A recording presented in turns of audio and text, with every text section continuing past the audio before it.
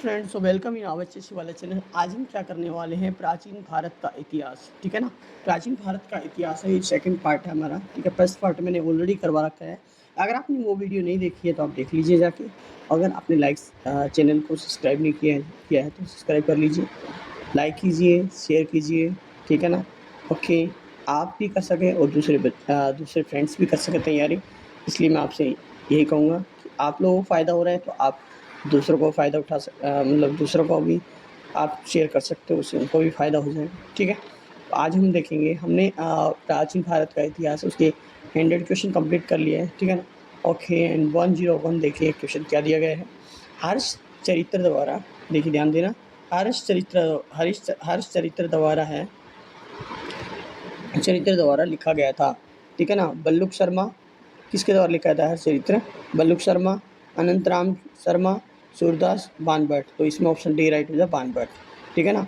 हर्ष चरित्र बाणभट्ट द्वारा लिखा गया था। बाणभट्ट कन्नौज के सम्राट हर्षवर्धन के राजकवि थे। हर्षवर्धन से हर्ष के जीवन एवं संघर्ष के समय में भारत के इतिहास की महत्वपूर्ण जानकारी मिलती है। हर्षचरित्र बाणभट्ट की ऐतिहासिक महाकाव्य है। ठीक है ना। क्वेश्चन नंबर 102 क्या दिया गया है? हेनसोंग ने शासन के दौरान भारत आया था। इंदिरा गांधी के दौरान, शाहजहां के दौरान, हर्षवर्धन या वाजपेयी? तो ऑप्शन क्या आएगा इसका? हर्षवर्धन। चीनी यात्री हेनसोंग सम्राट हर्षवर्धन 686-643 के समय भारत आए था। वह सम्राट हर्षवर्धन की राजधानी कन्नौज, प्राचीन कान्यकुंज 636 ईस्वी में पहुंचा था। उसने अपनी यात्रा वृत्तांत सीयू की नामक ग्रंथ में लिखा गया है।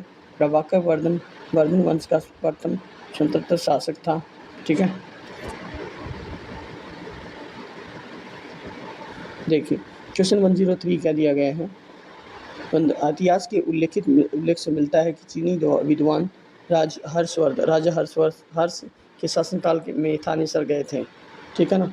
फायान गए थे, मैगनीज गए थे, संगशोम गए थे और हेनसोंग गए थे। तो ऑप्शन यहाँ पे क्या है? हेनसोंग। ऑप्शन डी राइट हो जाएगा। ठीक है। वर्धन वंश का प्रथम राजा था जयवर्धन, प्रभाकर वर्धन, हर्षवर्धन और गीतावर्धन आएगा। ठीक है ना। तो इनमें से कौन सा ऑप्शन राइट हो जाएगा? ऑप्शन बी राइट होगा। ठीक है ना। ऑप्शन क्या हो जाएगा इसका? बी राइट होगा, प्रभाकर वर्धन। ठीक है।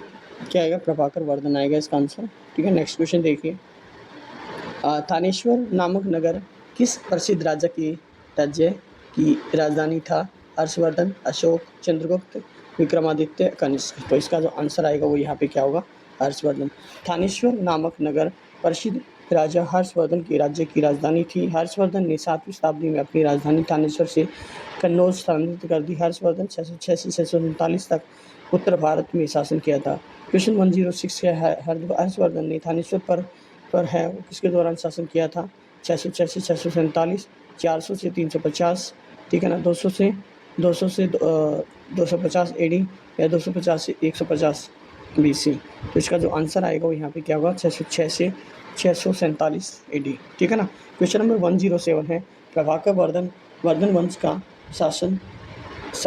का पहला राजा कहाँ का शासक था? थानेश्वर का, कुरुक्षेत्र का, गीतावर्धन का, पटना का? तो इसका जो आंसर आएगा ऑप्शन ए राइट होगा, थानेश्वर का। वर्धन वंश का प्रथम शासक प्रभाकर वर्धन थानेश्वर का शासक था। इसे पुष्यभूति वंश के नाम से भी जाना जाता है। प्रभाकर वर्धन गुप्त साम्राज्य के पतन के समय उत्तरी भारत में थानेश्वर के राजा थे। 6वीं शताब्दी में इसी में 7वीं शताब्दी के मध्य तक वर्धन पुष्यभूति वंश अपने सर्वोत्कृष्ट काल रहा। प्रभाकर वर्धन की मृत्यु 604 ईस्वी में होने के उपरांत ज्येष्ठ पुत्र राजवर्धन, उसके बाद हर्षवर्धन सिंहासनासीन हुए। क्वेश्चन नंबर 108 है, गुप्त वंश के बाद ईसा की 6वीं सदी के मध्य में पंजाब पर वर्चस्व स्थापित किया था? पल्लव, गुजरात, कंदम और हून? ऑप्शन डी राइट हो जाए, हून। ठीक है ना। और ये ग्रुप डी में पूछा गया था 2018 में। देखिए, गुप्त वंश के बाद ईसा की 6वीं सदी के मध्य हून ने पंजाब पर वर्चस्व स्थापित किया। ठीक है ना। क्वेश्चन 109 क्या दिया गया? हर्षवर्धन की मृत्यु के बाद है वो किस राजाओं ने कन्नौज पर शासन किया था? मुगल ने, ब्रिटिश ने, प्रतिहार ने, चोल ने। तो ऑप्शन आएगा प्रतिहार। ठीक है ना। हर्षवर्धन की मृत्यु के बाद प्रतिहार गोजर प्रतिहार राजाओं ने कन्नौज पर शासन किया। प्रतिहार राजा महिर भोज ने कन्नौज एवं कालिंजर की को जीत कर अपनी राज्य में मिला लिया। क्वेश्चन नंबर 110 क्या है? हर्षवर्धन राजा द्वारा शासित थानेश्वर के आसपास थी कुरुक्षेत्र, अंबाला, भिवानी, पंचकुला। तो इसका आंसर आएगा ऑप्शन ए, कुरुक्षेत्र आएगा। ठीक है ना। अलबरूनी के अनुसार हर्षवर्धन द्वारा शासित थानेश्वर कुरुक्षेत्र के पास स्थित होने के कारण बहुत महत्वपूर्ण थी। थानेश्वर के शैव धर्म का प्रसिद्ध केंद्र होने के बाद के कारण ही इसका नाम स्थानीश्वर पड़ा था। क्वेश्चन नंबर 11 क्या है? वर्धन वंश का संस्थापक था हर्षवर्धन था, विष्णुवर्धन था, पुंडवर्धन था या पुष्यभूति? इसका जो आंसर आएगा पुष्यभूति आएगा। ठीक है ना। पुष्यभूति का वर्धन को वर्धन वंश का माना जाता है। इस वंश का सबसे महान शासक हर्षवर्धन था।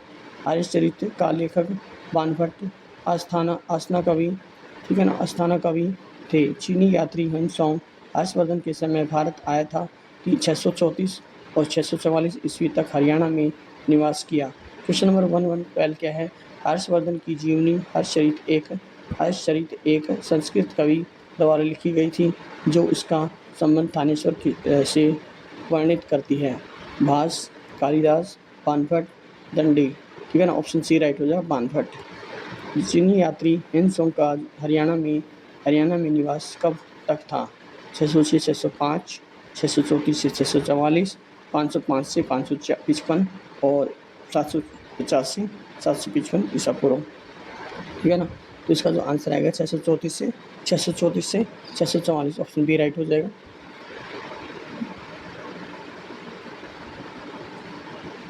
हंसोंग के शासन के दौरान भारत कौन आए थे यहाँ पे? हर्षवर्धन आया था, वाजपेयी आया था, शाहजहां या इंदिरा गांधी? तो क्या कौन आए थे यहाँ पे? हर्षवर्धन, ऑप्शन ए राइट आएगा। क्वेश्चन 115 क्या है? बाणभट्ट राजा हर्षवर्धन के दरबार में थे। ठीक है ना। आस्था कवि थे, मंत्री थे, सेनापति थे, राजगुरु थे। ठीक है ना। तो इसका जो आंसर आएगा ऑप्शन ए, कोर्ट पोइट आस्था कवि थे। ठीक है ना। क्वेश्चन नंबर 116 है। ठीक है ना। बाणभट्ट इनमें से किस राजा के दरबार में आस्थान कवि थे? हर्षवर्धन, राजवर्धन, प्रभाकरवर्धन, चंद्रवर्धन? ठीक है ना। इसका ऑप्शन ए राइट है, हर्षवर्धन। ठीक है। ठीक है। नेक्स्ट क्वेश्चन नंबर देखिए यहाँ पे 117 है। राजा विक्रमादित्य किस वंश में थे? यहाँ पे गुप्त वंश में, कुषाण वंश में, मौर्य वंश में, नंद वंश में? इसका आंसर आएगा वो यहाँ पे क्या हुआ? ऑप्शन ए राइट हो जाएगा, गुप्त वंश। क्या आएगा? गुप्त वंश आएगा। देखिए राजा विक्रमादित्य गुप्त वंश के संबंधित थे। चंद्रगुप्त द्वितीय समुद्रगुप्त का पुत्र था। चंद्रगुप्त द्वितीय समुद्रगुप्त का पुत्र था। चंद्रगुप्त द्वितीय ने देवगुप्त, भागवत तथा विक्रमादित्य जैसी अनेक उपाधियां धारण की। गुप्त वंश का संस्थापक शीलगुप्त था। क्वेश्चन 118 क्या है? हंसोंग के अनुसार 6वीं शताब्दी में सबसे अधिक बौद्ध मठ किस स्थान पर थे? ठीक है ना। सिरसा, नारनौल, थानेश्वर, भिवानी? तो क्या है इसका? थानेश्वर। हंसोंग हर्षवर्धन के समय 686 647 ईस्वी में 629 ईस्वी में भारत आया था। 629 ईस्वी में भारत आया था। हंसोंग के अनुसार 6वीं शताब्दी में हरियाणा में सबसे अधिक बौद्ध मठ थानेश्वर में स्थित थे। हंसोंग ने हर्षवर्धन की राजधानी कन्नौज की भी यात्रा की थी। क्वेश्चन 119 है। फाहियान भारत की यात्रा करने वाला पहला भिक्षु था? जापानी था, मंगोलियन था, चीनी था या फिर यहाँ पे तिब्बती था? तो ये चीनी था यहाँ पे। फाहियान भारत की यात्रा करने वाला पहला चीनी भिक्षु यात्री अनुवादक था। यह गुप्त राजवंश के शासन चंद्रगुप्त विक्रमादित्य के शासनकाल में भारत आया था। फाहियान की भारत यात्रा का लक्ष्य यहाँ से बौद्ध ग्रंथ एकत्रित करके उन्हें चीन ले जाना था। भारत में फाहियान ने बौद्ध ग्रंथों का अध्ययन किया और प्रमुख बौद्ध स्थानों जैसे कपिलवस्तु, बोध गया, सारनाथ और कुशीनगर आदि। पाटलिपुत्र में उसने अशोक का राजमहल देखा और इसमें इतना प्रभावित हुआ कि उसे देवताओं द्वारा निर्मित बताया गया। क्वेश्चन नंबर 120 क्या दिया गया है? हेन सोंग एक यात्री था, अंग्रेजी था, रोमन था, चीनी था या पुर्तगाली? तो इसमें ऑप्शन सी राइट है, चीनी। हेन सोंग एक चीनी यात्री था जो हर्षवर्धन के शासनकाल में भारत आया। ठीक है, अपनी यात्रा वृत्तांत का वर्णन चियुकी नामक पुस्तक में की। क्वेश्चन नंबर 121 है, ठीक है ना, पुलकेशिन सेकंड ने किस युद्ध में मंगलेश का वध किया था? तो यहाँ पे आएगा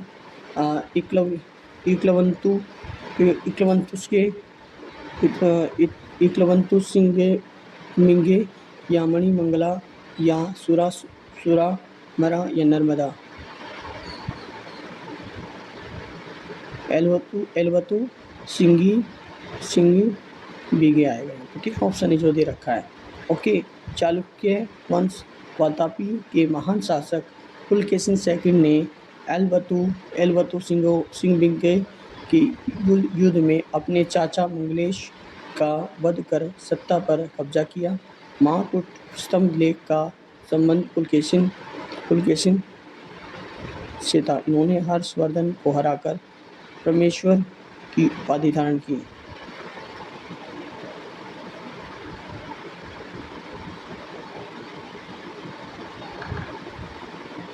धार के राजा भोज निम्न में से कौन से राजवंश से संबंधित थे? ठीक है ना, परमार, गुप्त, चौहान, प्रजापति। ठीक है ना, इसका जो आंसर आएगा वो यहाँ पे आएगा परमार।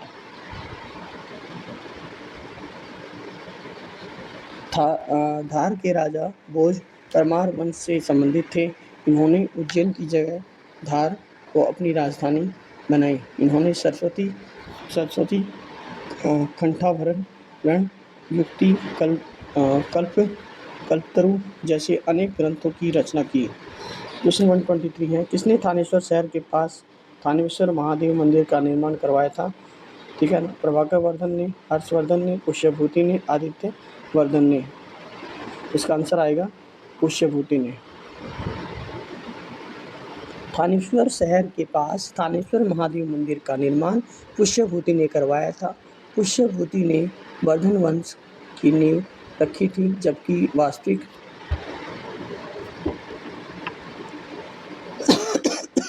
वास्तविक संस्थापक प्रभाकर वर्धन था।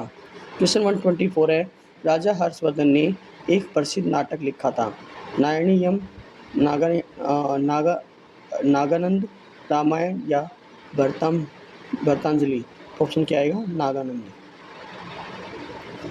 नागानंद राजा हर्षवर्धन 606 से 648 ईस्वी द्वारा रचित संस्कृत नाटक है। यह 5 अंकों में लिखा गया है। यह संस्कृत के सर्वश्रेष्ठ नाटकों में से शामिल है। रत्नावली और प्रियदर्शिका राजा हर्षवर्धन के अन्य प्रमुख रचनाएं हैं। क्वेश्चन 125, रत्नावली किसकी प्रसिद्ध रचना है? जयदेव की, बाणभट्ट की और माधवाचार्य की या हर्ष की? हर्ष की आएगा। हर्षवर्धन पुष्यभूति राजवंश के संस्थापक प्रभाकर वर्धन के पुत्र थे। हर्ष ने प्रियदर्शिका, रत्नावली एवं नागानंद नामक पुस्तकों की रचना की। बाणभट्ट हर्ष का दरबारी कवि था, जिसने हर्षचरित नामक पुस्तक की रचना की थी। हेन सोंग हर्ष के शासनकाल में भारत आया था। क्वेश्चन नंबर 126, प्रसिद्ध संस्कृत नाटक अभिज्ञान शाकुंतलम किसने लिखा था?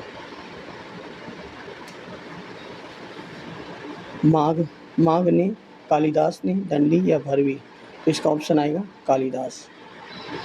अभिज्ञान शाकुंतलम के रचयिता महाकवि कालिदास हैं। अभिज्ञान शाकुंतलम में 7 अंक हैं और इसका मुख्य पात्र राजा दुष्यंत और शकुंतला है। अभिज्ञान शाकुंतलम का अंग्रेजी अनुवाद विलियम जोन्स ने किया था। क्वेश्चन 127 है, देवी चंद्र गुप्तम के लेखक कौन थे? विशाखा दत्त है, राजशेखर है, शंकु है या फिर दंडी है। यहाँ पे क्या आएगा? ऑप्शन ए, ठीक है ना। विशाल दत्त, विशाख दत्त, ठीक है ना। विशाख दत्त आएगा, विशाख दत्त। देवी चंद्रगुप्त के लेखक विशाखा दत्त हैं।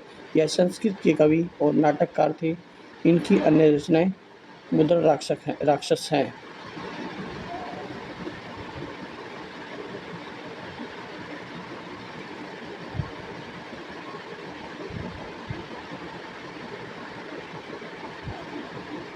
क्वेश्चन 128 है, कालिदास ने लिखी थी यहाँ पे महाभारत, रामायण, हर्षचरित या यहाँ पे रघुवंश, तो आएगा रघुवंश। कालिदास की प्रमुख रचना रघुवंश, कुमार संभव, मेघदूत, अभिज्ञान शाकुंतलम, विक्रमोर्वशीयम या मालविकाग्निमित्रम तथा ऋतु संहार, ठीक है ना। क्वेश्चन नंबर 129 क्या दिया गया है? कुमार संभव के द्वारा लिखा गया था। कालिदास, तुलसीदास, व्यास या वाल्मीकि? यहाँ पे आएगा कालिदास। अब 800 से 1200 ईस्वी में राजनीतिक एवं सामाजिक स्थितियाँ आई थी यहाँ पे, उसके बारे में बात करते हैं। क्वेश्चन 130 है, तमिलनाडु के महाबलीपुरम में स्मारकों के समूह का निर्माण है किस राजा ने किया था? चालुक्य ने, पल्लव ने, पांड्य ने, चोल ने? तो इसका आंसर आएगा पल्लव। तमिलनाडु के महाबलीपुरम में स्मारकों के समूह का निर्माण पल्लव राजाओं ने कराया था। इसकी स्थापना नरसिंहवर्मन प्रथम ने प्रारंभ की थी। पल्लव कालीन स्थापत्य कला शैलियों की क्रमशः महेंद्र शैली और मामल्य शैली, राज सिंह शैली में विभाजित किया है। क्वेश्चन 131 है, राजा पृथ्वीराज हैं, वो राजवंश के थे। किस राजवंश के थे? गुप्ता के, मौर्य के, चौहान के या खिलजी के? इसमें आएगा चौहान। राजा पृथ्वीराज चौहान राजवंश के थे। पृथ्वीराज चौहान अथवा पृथ्वीराज तृतीय को राय पिथौरा भी कहा जाता है। पृथ्वीराज तोमर वंश के राजा अनंगपाल का द्वितीय मतलब बेटी का बेटा था और बाद में दिल्ली के राजा हुए। इनका राज्य दिल्ली से अजमेर तक विस्तृत था। तराइन के प्रथम युद्ध 1191 में इन्होंने मोहम्मद गोरी को पराजित किया और तराइन के द्वितीय युद्ध में गोरी से हार गए।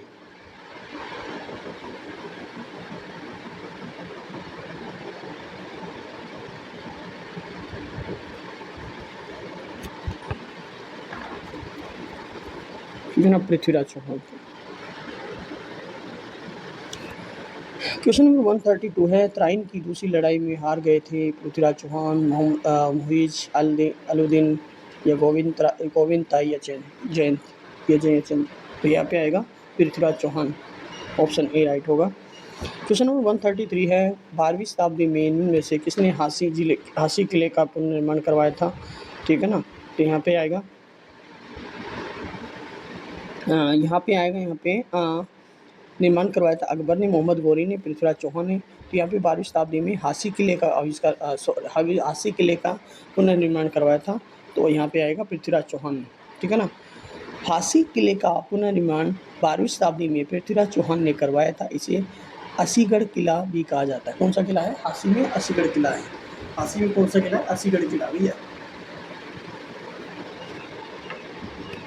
देखिए, मोहम्मद गजनवी ने थानेश्वर पर कब आक्रमण किया था?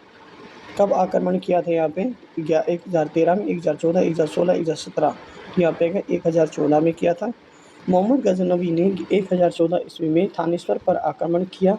उसने मध्य एशिया में एक विशाल साम्राज्य की स्थापना की थी, जिसकी राजधानी गजनी वर्तमान दक्षिण काबुल में थी। मोहम्मद गजनवी ने 1000 और 1027 के बीच भारत पर कुल 17 बार आक्रमण किया।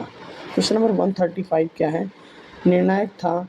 कौन निर्णायक था जिसने उत्तरी भारत में मुस्लिम प्रभुत्व की नींव रखी? तराइन का युद्ध था, पानीपत का युद्ध था, तरोरी का युद्ध था, या फिर यहाँ पे इनमें से कौन सा आएगा? देखो तो यहाँ पे तराइन का युद्ध।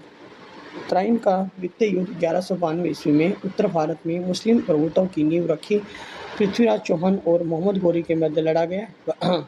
याद रहे, तराइन के प्रथम युद्ध 1191 में मोहम्मद गोरी पृथ्वीराज चौहान से हार गए थे। मोहम्मद गोरी है वो पृथ्वीराज चौहान से हार गए थे।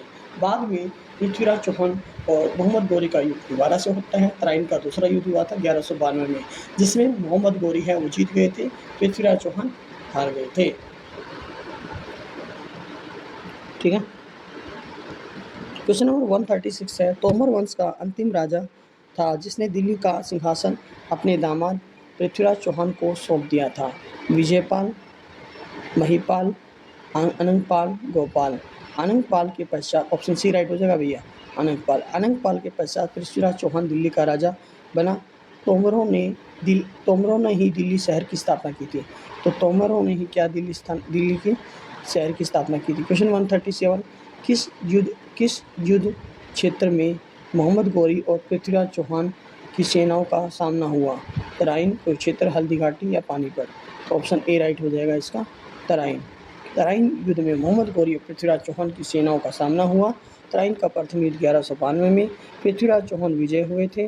तराइन का द्वितीय युद्ध 1192 में मोहम्मद गोरी विजय हो गए थे। ठीक है। क्वेश्चन 138 क्या दिया गया है? तराइन की पहली लड़ाई किसने जीती थी? तराइन की पहली जो लड़ाई थी मोहम्मद गोरी ने, गोविंदताई ने, पृथ्वीराज चौहान और जयचंद ने। तो पृथ्वीराज चौहान ने पहला युद्ध जीता था, जो तराइन का युद्ध हुआ था 1191 में। ठीक है, ऑप्शन सी राइट हो जाएगा इसका। ठीक है, और इसमें बात करते हैं, यह युद्ध हिंदू राजा पृथ्वीराज चौहान और मुस्लिम आक्रमणकारी मोहम्मद गोरी के मध्य हुआ था। इस युद्ध में पृथ्वीराज चौहान विजय हो गए थे। इस युद्ध में गोरी बुरी तरह घायल हो गया था, उसे अपनी जान बचाकर भागना पड़ा। वर्ष 1192 मोहम्मद गोरी ने फिर दोबारा आ गया और आक्रमण कर लिया, और तराइन का दूसरा युद्ध हो गया। पृथ्वीराज चौहान को पराजित कर दिया, हरा दिया। ओके, क्वेश्चन नंबर 139 है, तराइन की पहली लड़ाई में किसकी हार हुई थी? मोहम्मद गोरी की, पृथ्वीराज चौहान की, गुलाम वंश की, या फिरोज शाह तुगलक की? तो यहाँ पे तराइन का जो पहली लड़ाई है वो उसमें पृथ्वीराज चौहान की इसमें हुई थी, मोहम्मद गोरी की। तराइन का जो दूसरी लड़ाई है वो किसने जीती थी? मोहम्मद गोरी ने, गोविंदताई ने, पृथ्वीराज चौहान ने, जयसिंह। तो यहाँ पे आएगा ऑप्शन ए राइट होगा, गोविंदताई ने। क्वेश्चन नंबर 141 है, तराइन की दूसरी लड़ाई में हार गए थे पृथ्वीराज चौहान, मुइज़ अल-दीन, गोविंदताई या जयचंद? तो यहाँ पे आएगा ऑप्शन ए, पृथ्वीराज चौहान आएगा। ठीक है ना। ओके, तराइन का जो दूसरा युद्ध है इसमें हार गए थे। क्वेश्चन 142 है, देखिए, वह मुस्लिम शासक जिसने 1000 और 1026 एडी के मध्य भारत पर 17 बार आक्रमण किया था? मोहम्मद गजनी ने किया था, मोहम्मद गोरी ने, कुतुबुद्दीन ऐबक ने, या मोहम्मद बिन कासिम ने? तो इसका जो आंसर आएगा वो यहाँ पे क्या होगा? यहाँ पे होगा मोहम्मद गजनी ने लगभग 17 बार भारत पर आक्रमण किया था। मोहम्मद गजनी ने 1026 और 1126 के मध्य में भारत पर 17 बार आक्रमण किया था। मोहम्मद गजनी है वो सुबकगीन का पुत्र था, जो गजनी के इस पहले स्वतंत्र शासक के रूप में प्रसिद्ध हुआ। 1025 से 1026 ने उसने सौराष्ट्र के सोमनाथ मंदिर पर हमला किया।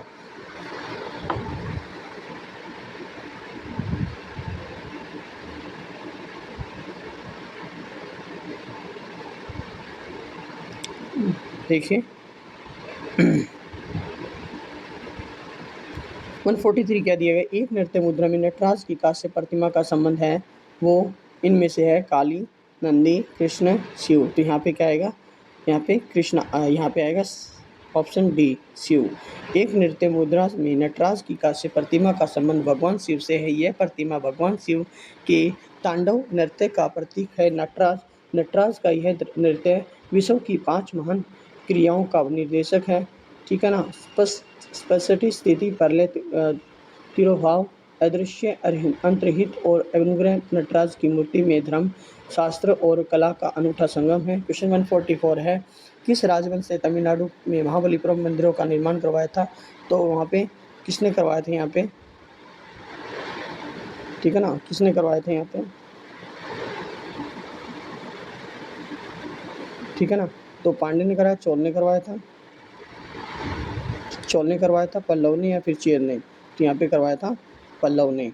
पल्लव राजवंश के शासक नरसिंह वर्मन प्रथम ने तमिलनाडु के महाबलीपुरम में एकाश्म मंदिर का निर्माण करवाया था। इसे रथ मंदिर भी कहा जाता है।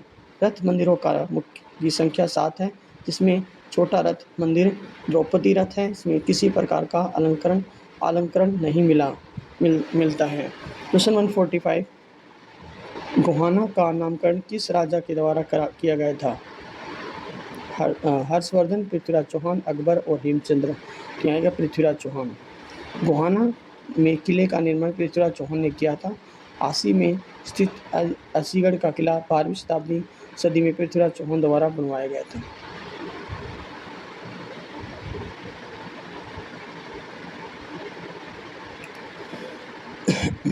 देखिए क्वेश्चन 146 है, विक्रमशिला महाविहार किसके द्वारा स्थापित किया गया था? धर्मपाल, गोपाल, कुमारपाल, नागपाल।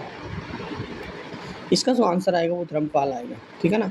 8वीं शताब्दी में पाल वंश के शासक धर्मपाल द्वारा बिहार प्रांत में भागलपुर में विक्रमशिला विश्वविद्यालय की स्थापना की थी, ठीक है ना। बिहार में है बिहार प्रांत में भागलपुर में विक्रमशिला विश्वविद्यालय की स्थापना की थी। यहाँ पर बौद्ध धर्म एवं दर्शन के अतिरिक्त न्याय, तत्व ज्ञान और व्याकरण का भी अध्ययन कराया जाता है। क्वेश्चन 147 है, खजुराहो स्मारक है मध्य प्रदेश में, राजस्थान में है, आंध्र प्रदेश में है या फिर केरल में है? तो यहाँ पे क्या आएगा? Option A right, Madhya Pradesh में आएगा। खजुराहो जो स्मारक है वो मध्य प्रदेश में है।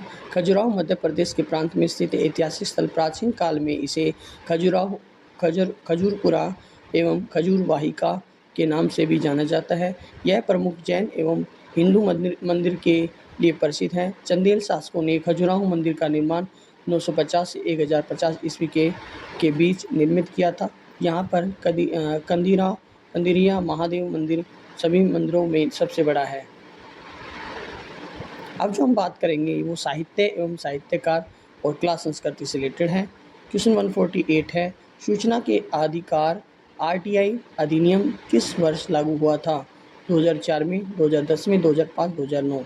तो यहाँ पे क्या आएगा? 2005। सूचना अधिकार आरटीआई अधिनियम भारत में 12 अक्टूबर 2005 में लागू हुआ था। यह अधिनियम है नागरिकों को सरकारी संस्थानों और सार्वजनिक प्राधिकरणों से जानकारी प्राप्त करने का अधिकार प्रदान करता है, ठीक है ना। क्वेश्चन 149 है, चंदरदाई, ठीक है ना, चंदम्बरदाई किसके राजकवि थे? पृथ्वीराज चौहान के, हर्षवर्धन के, अनंगपाल के थे। तो यहाँ पे आएगा पृथ्वीराज चौहान। चंद्रवरदाई पृथ्वीराज चौहान का राजकवि थे। त्राइन के द्वितीय युद्ध क्या है? त्राइन के द्वितीय युद्ध में पृथ्वीराज चौहान की पराजय से उत्तरी भारत में मुस्लिम प्रभुत्व की नींव रखी। यह युद्ध 1192 ईस्वी में लड़ा गया था।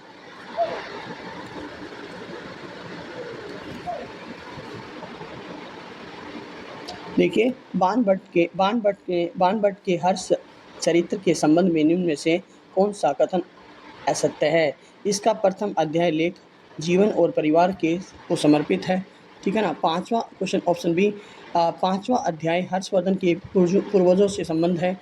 ऑप्शन सी, 6ठा एवं 7वां अध्याय हर्षवर्धन के युद्धों एवं विजयों से संबंधित है। ऑप्शन डी, अंतिम अध्याय विंध्य के जंगलों में रहने वाले विभिन्न धार्मिक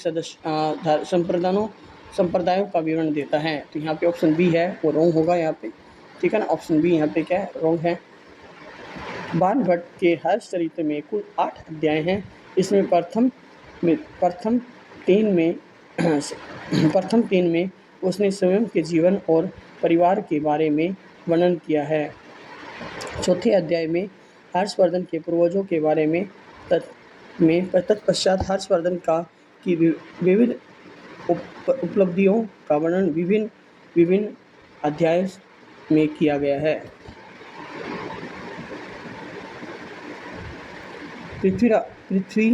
पृथ्वीराज रासो ने लिखी थी, चौरंगी नाथ ने, चंद, ठीक है ना, ओके, या फिर यहाँ पे चंद्रवरदाई ने, या फिर यहाँ पे बालमुकुंद ने, मोहन चोपड़ा ने। तो यहाँ पे ज़्यादा क्वेश्चन पूछा गया है, ठीक है, इसका याद रखना है। चंद्रवरदाई ने, ठीक है ना। हिंदी भाषा में लगभग 2500 पृष्ठों में लिखा गया है। पृथ्वीराज रासो की रचयिता प्रसिद्ध राजकवि चंद्रबाई है। इन्होंने चौहान शासक पृथ्वीराज तृतीय के रहस्यों और युद्धों और यात्राओं आदि का वर्णन किया गया है। चंद्रबाई पृथ्वीराज चौहान के दरबारी कवि एवं बचपन के मित्र थे। क्वेश्चन नंबर 152, चंद है बरदाई ने लिखी थी पृथ्वीराज रासो, सूर सागर, विष्णुचार्य या सरताज। तो यहाँ पे आएगा, यहाँ पे जो आंसर रहेगा इसका क्या होगा, पृथ्वीराज रासो, ठीक है ना।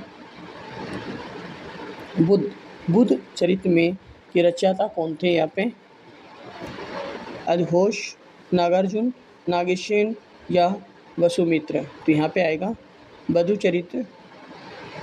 चरित्र के रचयिता आशुघोष थे। वह एक सर्वस्ववादी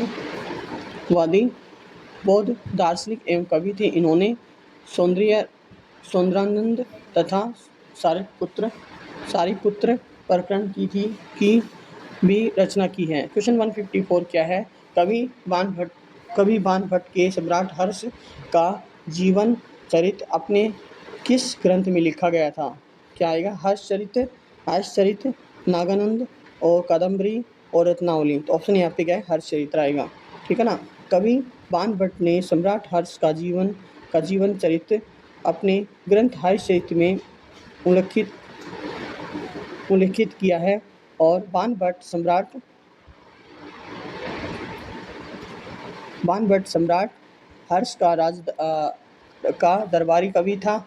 हर्षचरित संस्कृत में लिखा गया है। बाणभट्ट ने कादम्बरी की रचना की थी, ठीक है ना। क्वेश्चन 155 है, बाणभट्ट ने अपनी जीवनी लिखी थी। यहाँ पे हर्षवर्धन आएगा, अकबर आएगा, बाबर आएगा या हेमचंद्र विक्रमादित्य। तो आएगा हर्षवर्धन। बाणभट्ट ने है वो हर्षवर्धन की जीवनी लिखी थी। बाणभट्ट ने किसकी लिखी थी, यहाँ पे जीवनी लिखी थी, यहाँ पे हर्षवर्धन की। क्वेश्चन नंबर देखिए 156 है, हर्ष साहित्य किसके द्वारा लिखा गया था, महात्मा गांधी, राजेंद्र प्रसाद, रविंद्रनाथ टैगोर या फिर बाणभट्ट। तो ऑप्शन यहाँ पे डी आ जाएगा, ठीक है। क्वेश्चन नंबर देखिए यहाँ पे क्या दिया गया है, कादम्बरी के रचयिता 157 क्या दिया है, कादम्बरी के रचयिता कौन थे। यहाँ पे कादम्बरी के रचयिता हैं वो कालिदास, वेदव्यास, बाणभट्ट, केशवदास। तो यहाँ पे क्या आएगा, बाणभट्ट, ठीक है ना। गाथा सप्तशती किस भाषा में लिखी गई है, प्राकृत, पाली, संस्कृत या ब्राह्मणी। तो यहाँ पे आएगा ऑप्शन यहाँ पे ए राइट हो जाएगा, प्राकृत, ठीक है ना। गाथा सप्तशती प्राकृत भाषा में लिखी गई है। गाथा सप्तशती की रचना सातवाहन राजा हाल द्वारा किया गया था। इस काव्य में सामान्य लोक जीवन का ही चित्रण है। क्वेश्चन नंबर 159 क्या दिया गया है, किसने ऐहोल के वास्तुकला को रिकॉर्डिंग हो रही है, देखिए किसने क्वेश्चन 159 क्या दिया गया है, किसने ऐहोल की वास्तुकला को, भारतीय मंदिर वास्तुकला का उद्गम स्थल कहाँ है, ठीक है ना। यहाँ पे ह्वेनसोंग आएगा, सुलेमान आएगा या पर्सी ब्राउन आएगा या फिर मैक्स मूलर आएगा। तो यहाँ पे ऑप्शन सी राइट हो जाएगा, पर्सी ब्राउन। देखिए पर्सी ब्राउन ने ऐहोल की वास्तुकला को भारतीय मंदिर वास्तुकला का उद्गम स्थल कहाँ है, ठीक है ना। उद्गम का मतलब जहाँ से स्टार्ट होती है जो चीज़ें, ठीक है ना। ऐहोल को भारतीय मंदिर की वास्तुकला को पालने के रूप में जाना जाता है, क्योंकि यह कला और संस्कृति का केंद्र है। क्वेश्चन 160 है, अजंता अलोरा की सुप्रसिद्ध गुफाओं में किस धर्म को संबंधित मूर्तियां तथा भित्ति चित्र मिलती हैं। देखें हिंदू आएगा, बौद्ध धर्म आएगा, जैन धर्म, ये सभी हैं, तो ये सभी आती हैं यहाँ पे, ठीक है ना। अजंता एलोरा प्रसिद्ध सुप्रसिद्ध गुफाओं में हिंदू हिंदू हिंदू बौद्ध बौद्ध एवं जैन धर्म में संबंधित मूर्तियाँ, भित्ति चित्र मिलते हैं। ये गुफाएं महाराष्ट्र में हैं। कहाँ पे? महाराष्ट्र में।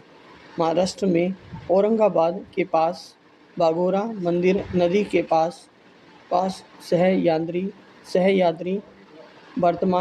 में वर्तमाला में रॉक कट गुफाओं की एक श्रृंखला के रूप में स्थित है। अजंता में कुछ 29 गुफाएं हैं जो बौद्ध धर्म से संबंधित हैं। एलोरा में 34 गुफाएं हैं जिसमें 17 ब्राह्मण और 12 बौद्ध और 5 जैन धर्म से संबंधित हैं। क्वेश्चन नंबर देखिए 161 है, खजुराहो में मंदिरों का निर्माण वो किसने करवाए थे? यहाँ पे छत्रसाल ने किया था। छत्रसाल ने या परमार वंश के राजाओं ने चंदेल वंश के राजाओं ने, राजा भोज ने। यहाँ पे आएगा ऑप्शन सी, चंदेल वंश के राजाओं ने किया था, ठीक है ना। खजुराहो में मंदिरों का निर्माण है चंदेल वंश के राजाओं ने करा था। इन मंदिरों का निर्माण 900 ईस्वी से 1300 ईस्वी के बीच किया गया था। इन मंदिरों का निर्माण पहला उल्लेख अबू रेहान अल-बिरूनी 1022 ईस्वी में और इब्न बतूता 1335 ईस्वी की पुस्तकों में है। खजुराहो एक मंदिर नागर शैली के मंदिरों का एक अद्भुत उदाहरण है। यह मंदिर भारतीय संस्कृति की विविधता और जीवन प्रणाली को दर्शाता है। क्वेश्चन नंबर देखिए यहाँ पे क्या दिया गया है। क्वेश्चन नंबर 162 है प्रसिद्ध सूर्य मंदिर किस भारतीय राज्य में स्थित है? कोणार्क ओडिशा में है, औरंगाबाद महाराष्ट्र में है, जयपुर राजस्थान में है, या फिर यहाँ पे इनमें से कोई नहीं। तो यहाँ पे ऑप्शन ए राइट हो जाएगा, कोणार्क ओडिशा में है। प्रसिद्ध कोणार्क सूर्य मंदिर भारत में ओडिशा में है, बिल्कुल है। पुरी जिले में कोणार्क नगर में स्थित है। कोणार्क सूर्य मंदिर का निर्माण गंग वंश के राजा नरसिंह देव प्रथम ने करा था 1278 ईस्वी में, ठीक है। और किसने किया था? नरसिंह देव प्रथम ने किया था, राजा नरसिंह देव फर्स्ट ने किया था। यहाँ पे यह विश्व विरासत स्थल में शामिल है। सूर्य ग्रहण के समय विश्व स्तर के खगोल शास्त्री यहाँ एकत्रित होते हैं, ठीक है ना। मीनाक्षी मंदिर कहाँ स्थित है? यहाँ पे अहमदाबाद में, मुंबई में, मदुरई में, दिल्ली में। तो यहाँ पे आएगा मदुरई। अब हम जो बात करते हैं मदुरई कहाँ पे है? मदुरई तमिलनाडु में है, ठीक है ना। तो मीनाक्षी मंदिर तमिलनाडु के मदुरई में स्थित है। इसका निर्माण राजा कुलशेखर पांड्यन ने करवाया था। क्वेश्चन 164, गाने में ले जाने वाले प्रयुक्त बजाए जाने वाला मिट्टी का घड़ा कहा जाता है? तंबूरा, मृदंग, पखावन या फिर घड़ा। तो यहाँ पे आता है घड़े का यूज़ किया जाता है, देखा तो, ठीक है ना। ऐसा है, गाने में लय लाने के लिए प्रयुक्त बजाए जाने वाला मिट्टी का घड़ा या घटम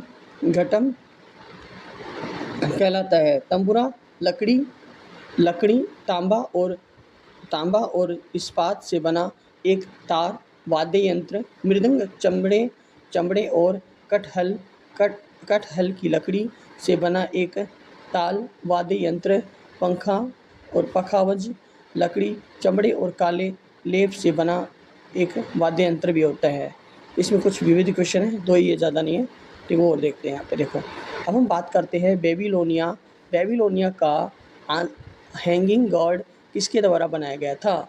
डेरियस से, या हम्मुराबी, या फिर अलेक्जेंडर, या फिर नबूकदनेस्सर, या फिर यहाँ पे क्या होगा? अपरिभाषित है, ऑप्शन डी राइट होगा। यहाँ पे क्या होगा? यहाँ पे चमडेश्वर, ठीक है ना। ऑप्शन डी राइट हो जाएगा यहाँ पे, ठीक है।